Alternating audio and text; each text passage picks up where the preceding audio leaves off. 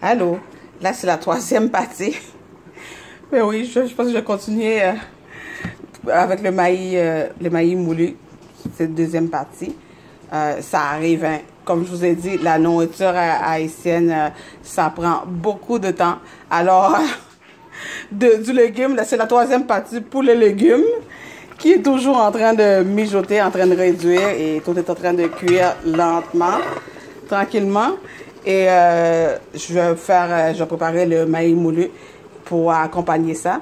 On peut accompagner les légumes avec toutes sortes de choses, du riz blanc, du riz avec du purée de pois, du riz collé avec du fèvre, notre famille du riz collé, ou du maïs, bref, ce que vous voulez. Alors, c'est ça. Donc, on est rendu, comme je vous ai dit, je vais préparer le maïs moulu sans le faire juste comme ça. Donc, ça nous prenait les épices. Notre épice qu'on a préparé.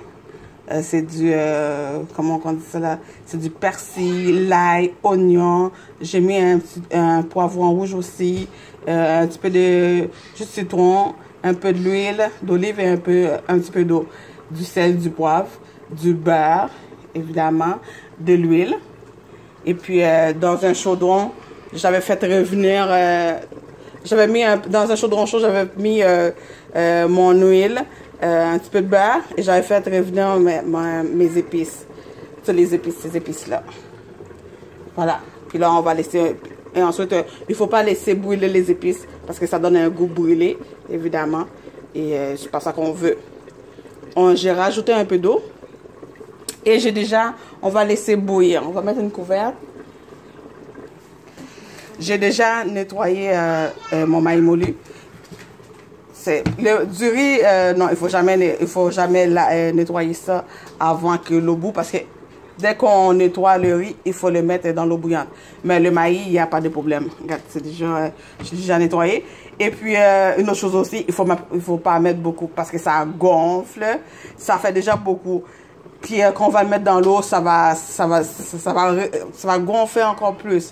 Fait que on met un peu, et surtout si on le veut un peu, comment on dit ça là, c'est pas dur, pas très dur, très consistant. Alors il faut pas mettre beaucoup de maïs parce que ça, on dirait que ça multiplie, ça gonfle beaucoup. Et puis là, il y a aussi toutes les épices sèches et les épices notre Maggi. Et comme je vous avais dit, moi, quand je fais le maïs moulu comme ça, sans les fèvres, ben, j'aime bien mettre deux tranches de fromage cheddar. C'est mon petit secret. Ça donne un petit... c'est très bon, vraiment délicieux. Alors, l'eau est en train de bouillir comme il faut. On va pouvoir rajouter notre maïs moulu. Et pendant ce temps-là, notre fameux légumes, ça cuit, ça s'en vient et ça va être délicieux. Là, notre eau bout à grand bouillon. On va pouvoir rajouter notre maïs moulu qui a été lavé. Il faut toujours laver les maïs. Oui, comme je disais, il faut toujours laver nos riz, les maïs, tout ce qui est, comment ça là, des trucs comme ça, parce que ça a été transformé, ça a été touché, ça a été, bref, c'est toujours mieux de laver, de passer ça en dessous de l'eau. Là, on va pouvoir les rajouter dans notre eau bouillante.